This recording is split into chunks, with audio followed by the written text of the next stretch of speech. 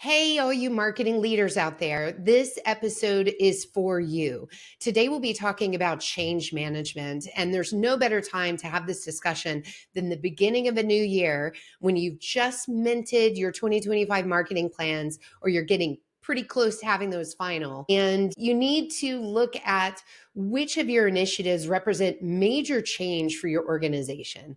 That change may come in the form of a new technology, a different way of working, or just a major project that's going to take significant effort. And by that, I mean both time and budget.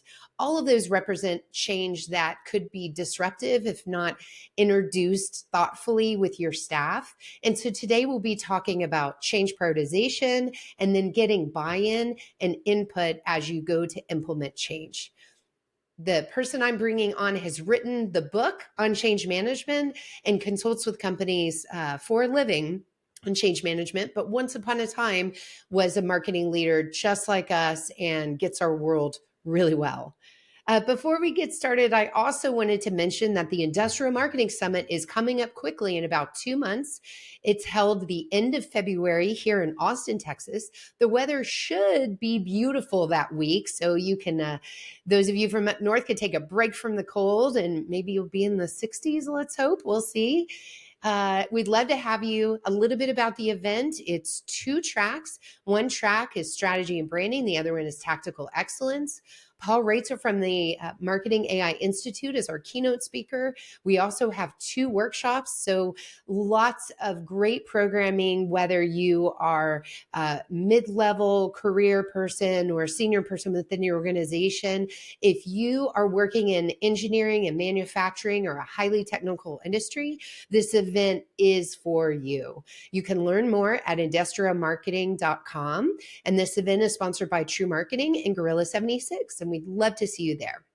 With that, let's get started. Welcome to Content Marketing Engineered, your source for building trust and generating demand with technical content. Here is your host, Wendy Covey. Hi, and welcome to Content Marketing Engineered. On each episode, I'll break down an industry trend, challenge, or best practice in reaching technical audiences. You'll meet colleagues, friends, and clients of mine who will stop by to share their stories. And I hope that you leave each episode feeling inspired and ready to take action. Before we jump in, I'd like to give a brief shout out to my agency, True Marketing. True is a full-service agency located in beautiful Austin, Texas, serving highly technical companies. For more information, visit truemarketing.com. And now on with our podcast. Hey everyone, and Happy New Year, and welcome to our first episode of the year with Jenny Magic here on Content Marketing Engineered. She's the founder and CEO of Build a Better Change, and she's the author of a book called Change Fatigue, Flip Teams from Burnout to Buy-in. I am thrilled to have you on the show today, Jenny. Thanks. I'm so happy to be here. And not only are you this great change management person, but you also have a strong background in marketing and content strategy. So I can't wait to unpack that. But first, we got to talk about how we're both fellow Aggies. What do you think? What do you think about our team this past season? It's funny. A&M is actually a client right now, so I get to see behind the scenes from their content marketing and watch as a fan. So it has been all Aggie all the time this season. Fantastic. And then also you live right here in Austin. How long have you been in my backyard? You know what? I lived in Austin for a little while right after I left A&M and then came back full-time in 2011. So it's been off and on for 20 years. Yeah, well, we're going to have to do this again over coffee in real life, as they say. I have an Absolutely. IRL meetup. But in the meantime, here we are. And I'd like to start by just talking about your career journey and what led you to work in change management. Yeah, absolutely. So as you mentioned, my background is actually in marketing and specifically content marketing. I've spent most of the last 20 years as a consultant helping organizations build their content marketing expertise. My specialty was in audience personas and journey development and personalized messaging at different points of the journey. And I realized in about 2018, 2019, that the strategies we were writing for marketing teams were less likely to be adopted than they had been in the decade before. And so what we were seeing is, you'd have a leader come in and say, I'm a financial institution. I'd like to attract younger investors. I'm a major higher ed land grant university, and I'd like to attract more urban students, whatever it was. And we would write this transformation that was thoroughly customized, working with the teams to talk about what they were and weren't capable of doing. We'd hand them this amazing strategy and, check in 6 months later. When I was checking in 2014, 15, 16, they'd say, it was great. We've almost completed it. We just need a few tweaks. And we'd come in and sort of help them refine the process. When we were checking in 2018, 2019, we'd hear things like, it was great and it's not your fault. And the strategy is still on our to-do list, but we haven't done it. And, probing around that, it wasn't so much budget or even willingness. It was this idea that they had maybe bit off more than they could chew. They had too many transformations, too many things they wanted to do. And that, they had to sort of rethink. And this was, after a relatively significant investment. And so in that period, and of course, it led us right into the pandemic, which made change even more of a hot topic. I decided to spend some time thinking about what actually makes teams ready to take on the next challenge, whatever that is, because otherwise my career was going to be writing a whole bunch of strategies that sat on a shelf, and that isn't very fun for anybody. No. So the pivot to change was really around specifically marketing teams and their ability to adapt and transform. Marketing teams and their ability to, would you say, adapt and transform? Adapt and transform. Yeah. I saw on your LinkedIn, I believe it was your banner on there, and it says, let's end unworkable work. And that really stuck with me. Is that part of the problem? Is too many initiatives? Are we being too aggressive? Well, I define unworkable work as things that are either not achievable or not necessary in this moment. And so I actually did a survey last year of about 800 business executives, and it's available at unworkablework.com if you want to dig in and hear what other people are saying about the topic. But specifically, the challenge I see, Gartner did some great research in 2022 where they found that the average employee was facing 10 planned enterprise changes, up from just 2 in 2016. So that's a 5-fold increase in as many years. And I think that's played out in my anecdotal experience and my consulting experience. And the survey was designed to sort of like take a pulse and see if that was still the case. And it was, absolutely hands down, it hasn't slowed down. And so in a lot of ways, the challenge is that when we have so many more things that we want to do, our filter for what we're going to prioritize has to tighten up. And what I really believe has happened is that the decision framework that employers and decision makers are using to decide whether or not to greenlight a project hasn't narrowed down to allow for the idea that there are a lot of good ideas. There are tons of things you could adopt, from AI to tech platforms to new ways of working. Like, there's so many different things that you could take on. And just because something is a good idea doesn't mean it should get the green light right now. So it sounds like the problem is very much a top-down decision-making framework. So what's happening with these companies? Are they not collaborating together? Do they not have a formal framework for this? What's going on under the hood? There's definitely a top-down problem. I think there's also some bottom-up stuff that's sort of residual and leftover from the pandemic and from some concerns about how AI might be adopted. And so what we're kind of seeing is like the perfect storm of change fatigue in this moment. And so on one hand, to answer your question about the top-down stuff, I do think business leaders need to get rigorously focused on prioritizing what they're going to greenlight and the urgency that they're going to give these opportunities. It's not just about budget and time in a vacuum. Our changes really have to sort of be laid out and say, like, we've had this 3-year change that's ongoing and not yet completed. The same people that are working on that are probably going to have to do whatever this new little change bomb is you're trying to throw in. Let's evaluate what we're working on sort of in a larger ecosystem and figure out if this is absolutely necessary and achievable in reality, not in a vacuum, right? Because a lot of these decisions are sort of made whiteboard, small room, this sounds great and we can afford it, let's go, when in fact there's a lot more variables. So that's the top-down piece. I think the bottom-up piece is also really important to consider, which is employee willingness to support change plummeted in that same period. There's a whole bunch of research around people's willingness to sort of get on board and sign up for things.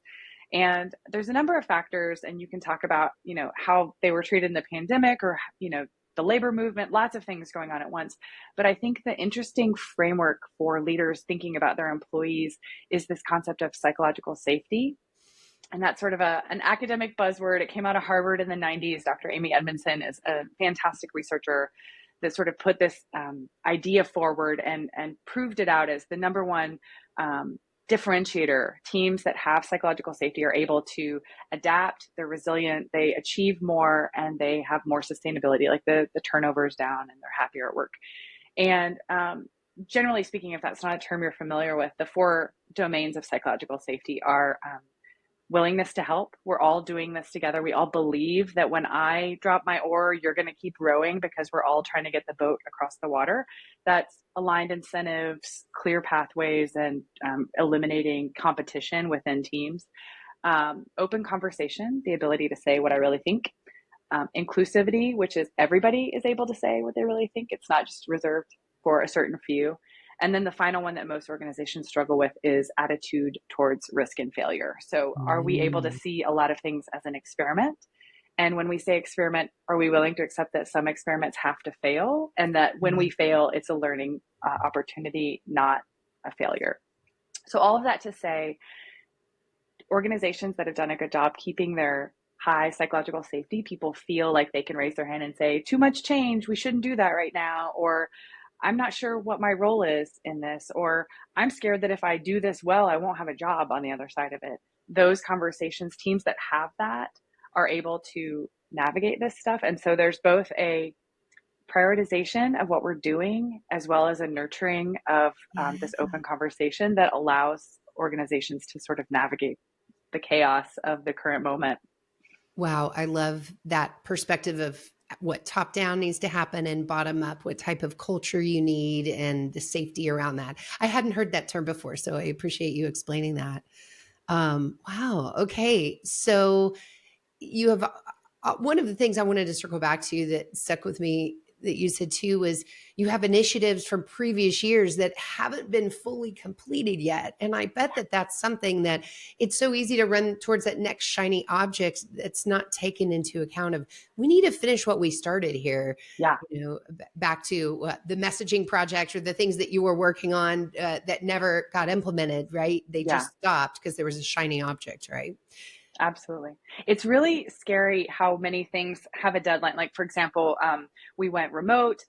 Organizations that hadn't been remote, like through Teams or Zoom or whatever at their organization, started, file sharing in the cloud. A lot of that was a transition for some organizations. Yeah. And to this day, many of my clients are still sort of limping through with the same throw it together strategy that they put together in that sort of panic moment. Yeah. And we haven't really circled back and said, how should we organize our files so that people can find what they're looking for? How should we, when should we Slack a message? When should we have a meeting? When should we try to work asynchronously? And what are our expectations? Simple things like that, closing the loop on a big technology transition that a lot of organizations went through. It's crazy how many organizations are still sort of like, we got to some deadline and some bare minimum, and then that project just kind of stopped, even though it wasn't fully realized. And there's a lot of tech investments like that aren't fully realized.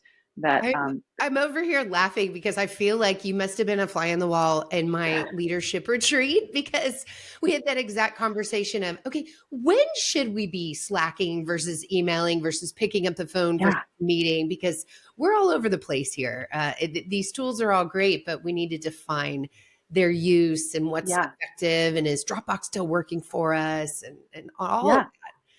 And before you introduce something intense, a big transformation like AI, you probably need to have sort of the foundation, the nuts and bolts. People can find what they're looking for and they know how to do their job. Really, really nailed down. And a lot of teams are really still struggling with this. I bet. Okay, so you brought up AI. Let's go there. How is it helping? How is it hurting? What are you seeing out there? The potential is really limitless. I'm so bear and bull on this whole idea because what it can do is incredible. I think I was just reading an interview with the founder of Netflix. I think it's going to take longer than we think, much like he was predicting we were going to be streaming versus sending CDs or DVDs much earlier than actually happened. I think a lot of the projections are a little accelerated, but But a lot of what is possible, I'm seeing on the ground teams do incredible things, especially in content, in terms of like getting information in one place, synthesizing long content, and reforming, going through archives and finding ways to atomize and reuse. Like AI is an incredible tool to point at a lot of work that was time consuming and drudgery. The challenge is that it's kind of twofold, much like we were just talking about in terms of the technical debt, sort of the backlog.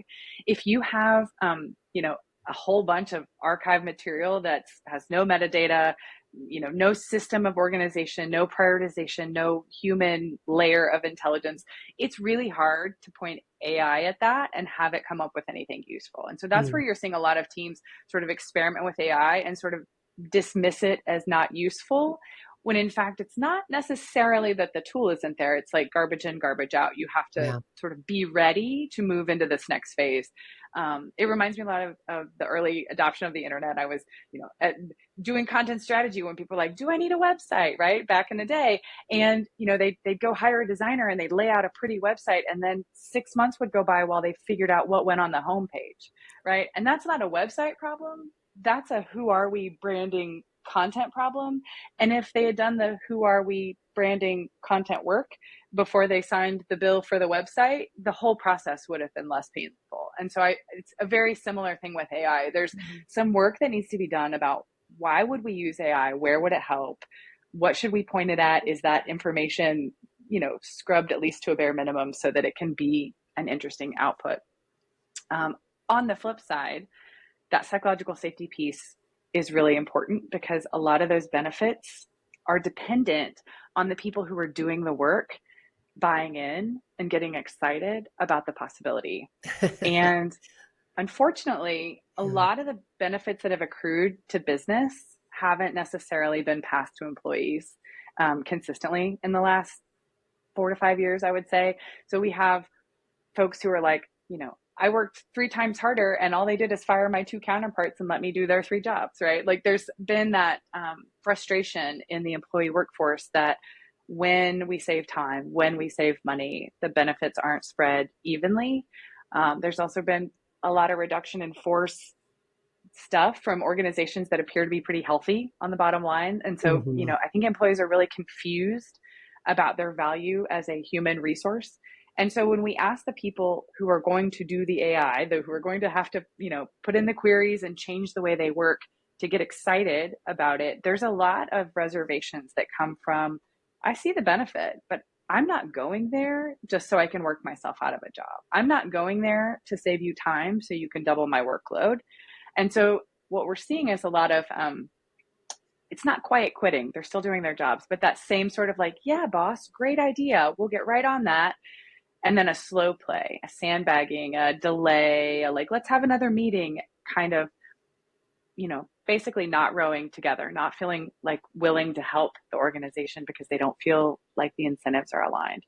And so I would say that twofold, leaders need to be really thoughtful with that. Is it necessary? Is it achievable? Like, what do we believe AI can do for us in a very tangible, tactical way, and have a small pilot or experiment that allows you to sort of proof of concept with a guardrails and a stable, path forward.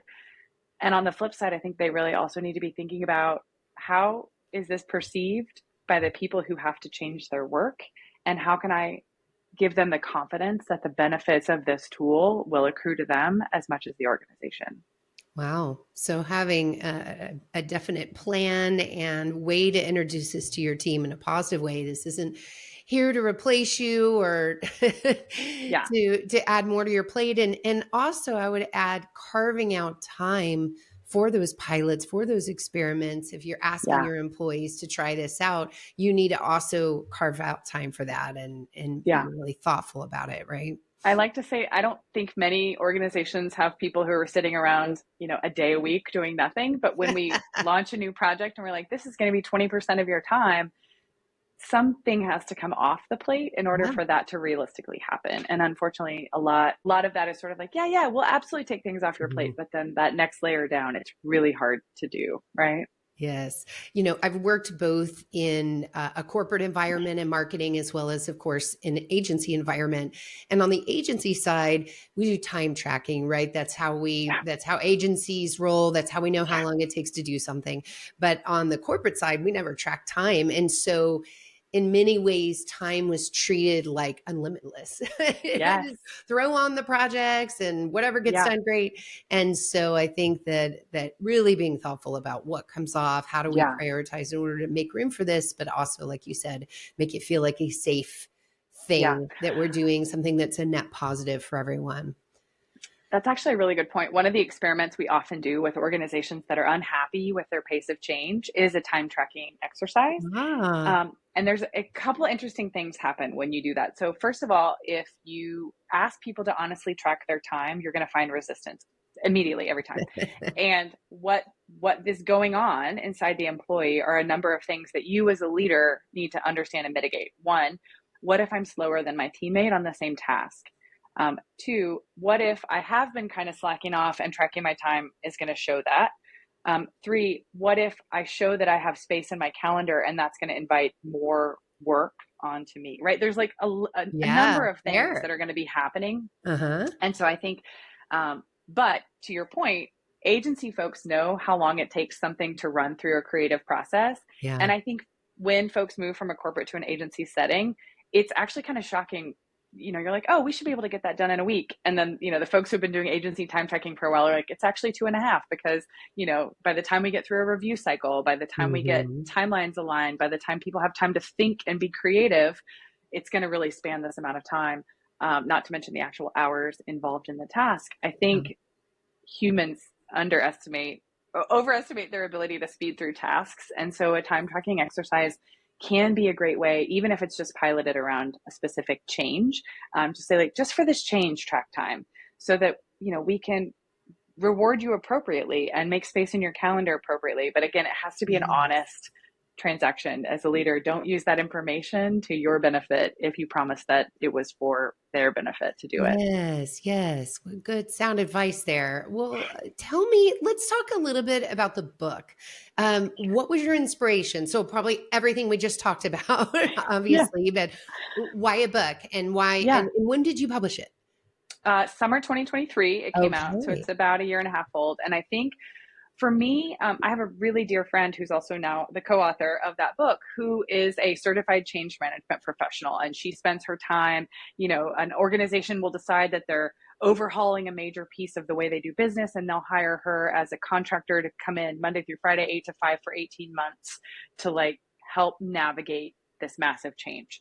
You and I both know that most organizations do not have that kind of resources to put Yeah. against something like, we're trying to do better at Teams, right? Like, so Yeah. there's this missing middle of there's a whole bunch of expertise in the change. I like to say capital C, capital M, change management.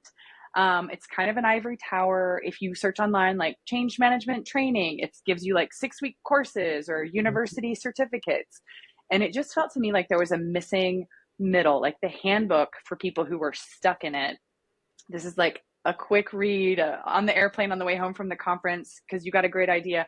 It's intended to sort of be your every manager's handbook for the pitfalls to avoid and the simple steps to make sure that whatever change you are about to launch is as well set up for success as possible. And so it's taking it down a few notches in terms of academic. There's not 500 pages in the glossary.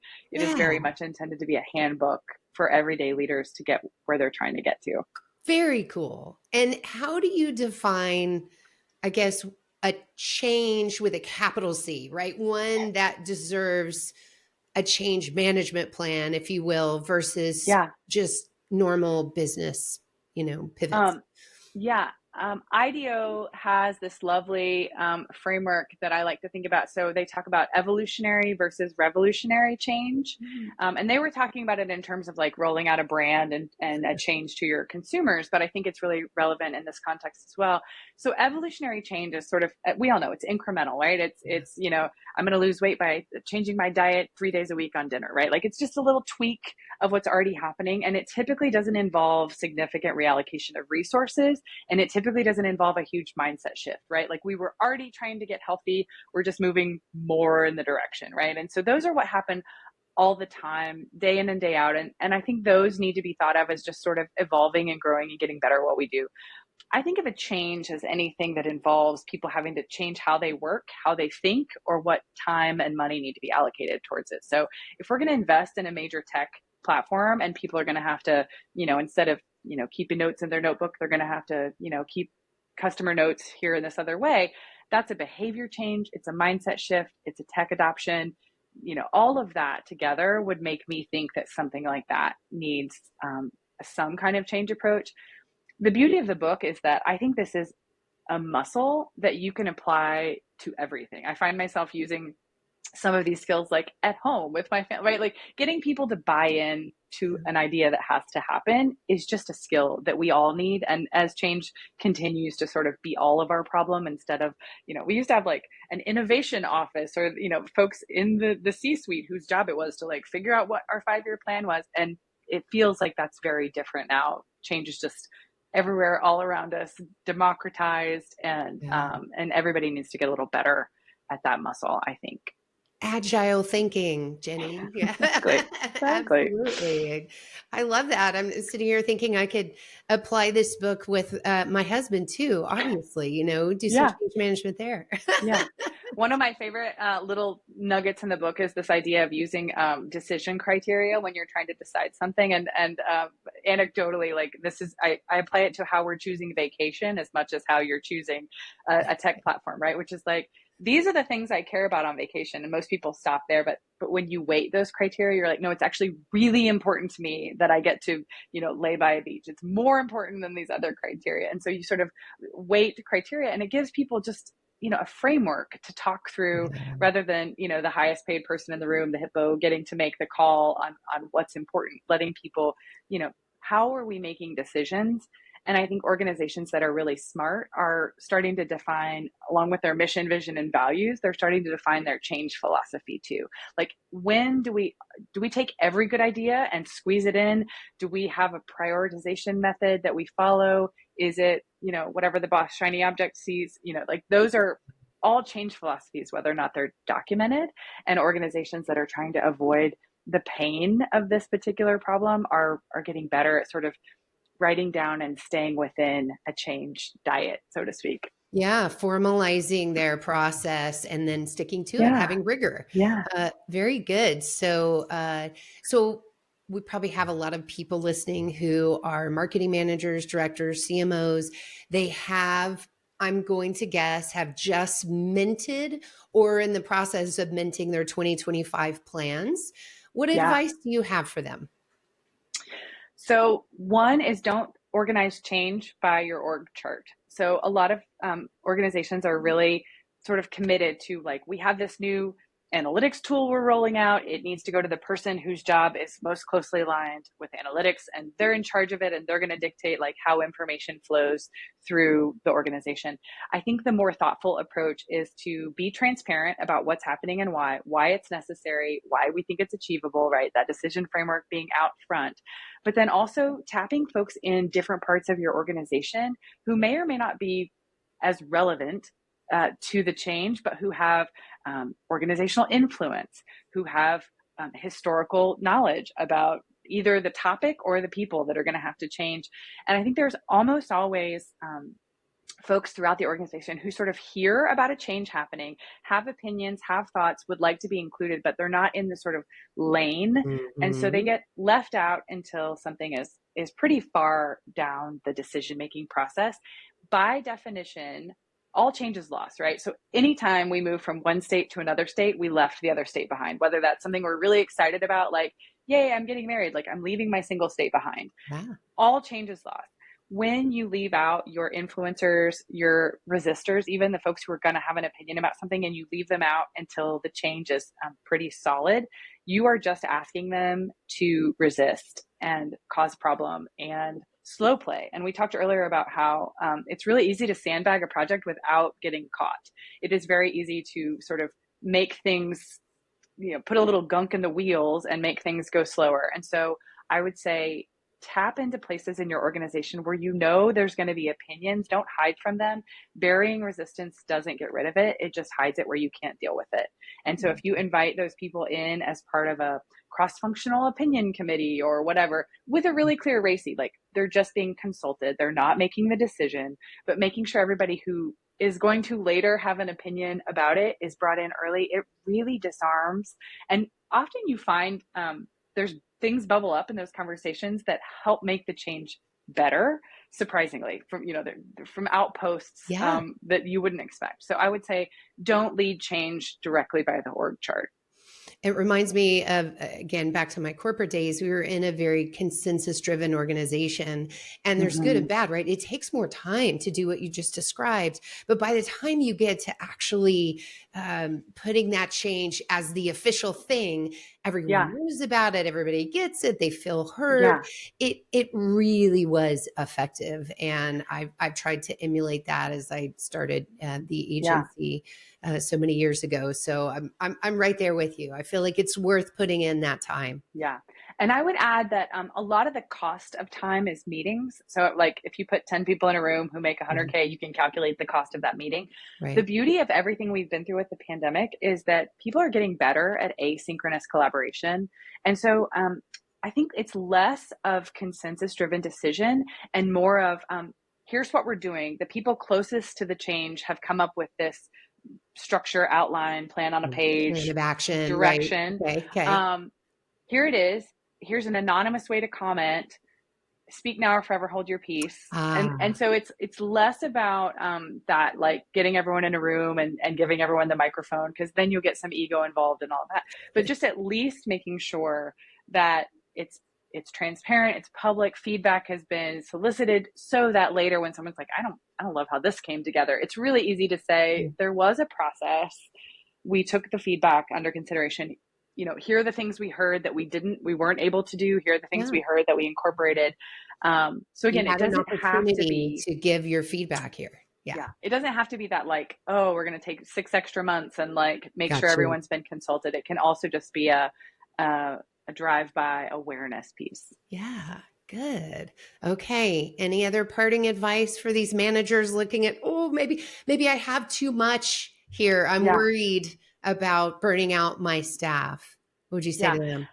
I think that's where the open conversation part of psychological safety can be so incredible. So if you have been smart enough to say, like, here's all the changes that got approved in this year's strategy, here's how they're realistically going to ladder into a calendar, here's who's going to be involved, right? That's some thinking that probably hasn't been done. There's a strategy rollout, but then there's that next piece that kind of maps out the reality of this, which we all have to do in our own lives when we're the only one accountable to a thing. Like if we're moving, we have to decide when we're packing boxes, when we're calling the mover, like, and there's a plan for that.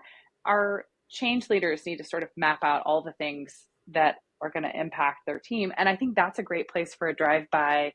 Is this achievable? Is it necessary? Again, maybe in an anonymous format where you're posting this timeline of the next 6 months and having the people who are going to have to do the work be able to say, there is no way. I'm not going to say this in a meeting, but there is no way. And here's what I would do instead. That feedback, if they truly believe there's no way, then there is no way, because those are the folks doing the work.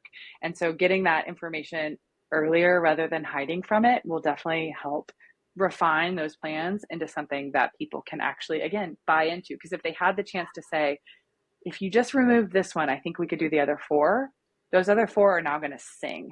Yes. If you take that one off the list, they bought in, they decided to do that. And that's, that negotiation is something I feel like employees got a lot more power in the pandemic. They decided to decenter work as their identity and decided to figure out if they could live on a lower income or live with more flexibility. There's been a lot of a dynamic there that's happening.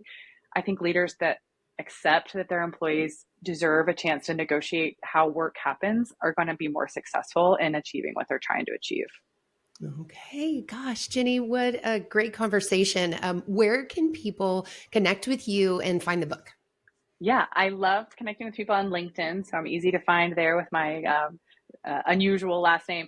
The book website is changefatigue.com, where the book is for sale, as well as an online course if you need a little more hand holding and templates. And then I mentioned unworkablework.com, which is where the results of the survey that we just did this last summer are available. It's a free report, super easy to get access to, that I think can help leaders and their organizations make the case for thinking a little differently about change.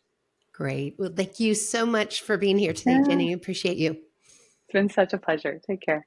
Thanks for joining me today on Content Marketing Engineered. For show notes, including links to resources, visit truemarketing.com/podcast.